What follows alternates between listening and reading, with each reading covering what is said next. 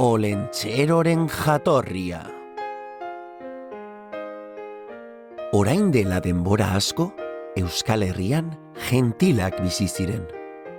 Gentilak basajaunak bezalako gizona handi eta indartsuak ziren, eta koba handietan bizi ziren. Ile eta bizar luzeak zituzten. Beraiei ikatza egitea gustatzen zitzaien. Neguko egun batean, laino larrosa eta dizdiratsu bat agertu zen zeruan. Gentilak ikaratu egin ziren. Inork ez zekien zer egin. Lainoa astiro zetorren, eta gero eta argia handiagoa zeukan. Gentilek beldurrez beterik ez zekiten zer egin.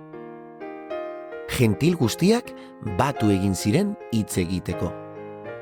Norbaitek badaki zer den laino hori? Ez, inork ez daki zer den. Halako batean, batek esan zuen. Zergaitik ez goaz gentil zaharraren gana eta galdetzen diogu? Egia da! Erantzun zuten beste guztiek.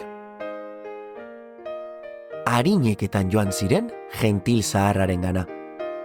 Zaharraren zaharrez begiak itxita zituen eta ezin zuen ezer ikusi. Gentil gazteen aurbildu zen eta honela esan zion. Laino zuri eta argitsu bat dator eta ez dakigu zer den. Zuk badakizu zer ote den? Zabaldu itxazuen nire begiak eta esango dizuet zer den, esan zuen gentil zaharrak. Gentilek makil batzuk hartu eta zaharraren begietan jarri zituzten, begiak ireki ahal izateko. Gentil zaharra hodei arraro hori ikustean, ikaratu eta oihuka hasi zen. Kiz mi jaio da! Kiz mi jaio da! Kiz mi jaio da! Oihukatzen zuen. Gentil zaharra oihuka eta korrika hasi zen. Korrika ari zela, konturatu gabe, amildegitik bera erori zen. Gentilak harrituta geratu ziren eta galdetzen zuten. Baina, nor da Kismi? Ezekiten zer egin, eta azkenean hodei larrosa eta dizdiratsua jarraitzea erabaki zuten. Ibiltzen ari zirela, bat-batean, harri erraldoi bat erori zen mendi gainetik. Gentil guztiak harri azpian geratu ziren hilda, baina gentil guztiak ez. Bazen gentil bat oso despistatua zena, eta beti azkena joaten zen. Bere izena, Olentzero zen. Olentzero atzetik zebilen basoko fruituak eta txorizozko bokadilloa jaten. Bapatean, bakarrik zegoela konturatu zen. Ez zituen bere lagunak aurkitzen. Bila eta bila egon zen alde batetik bestera, baina ez zituen inundik aurkitzen. Denak zeuden harriaren azpian aplastatuta, eta Olentzerok ezin zituen ikusi.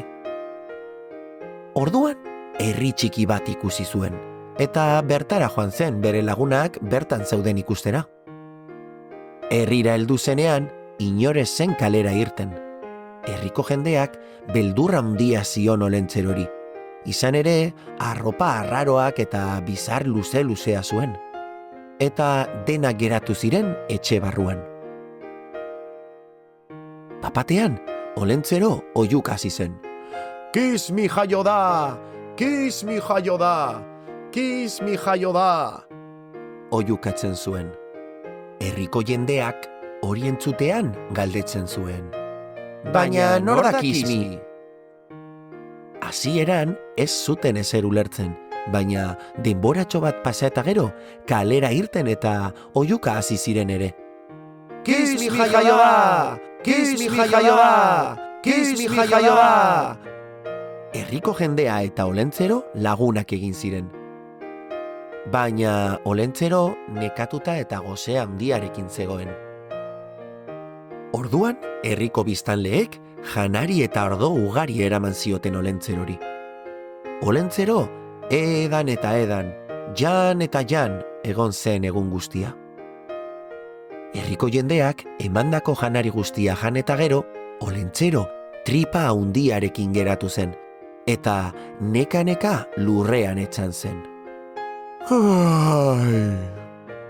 Ezin zuen bere gorputzeko atal bakar bat ere ez mugitu.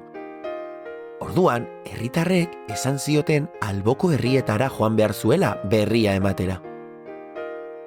Herriko gizonek egurrezko aulki bat prestatzen hasi ziren, Olentzero bertan ondo esertzeko. Herriko emakumeek arropa berria eman zioten Olentzerori. Abarkak, prakak, alkondara, zapia, txapela, bizarra eta ilea ere moztu zioten. Horrela, dotore egoteko. Olentzero pozik zegoen bere arropa eta itxura berriarekin. Azkenean, Olentzerok esan zien: Lagunak, inguruko herrietara noa, berria ematera.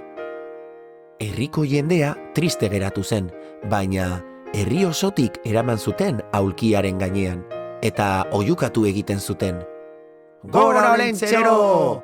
Gora gure Olentzero! Handik aurrera, Olentzero urtean behin Euskal Herriko herri guztietatik pasatzen da, bertako biztanleei opari bat ematera.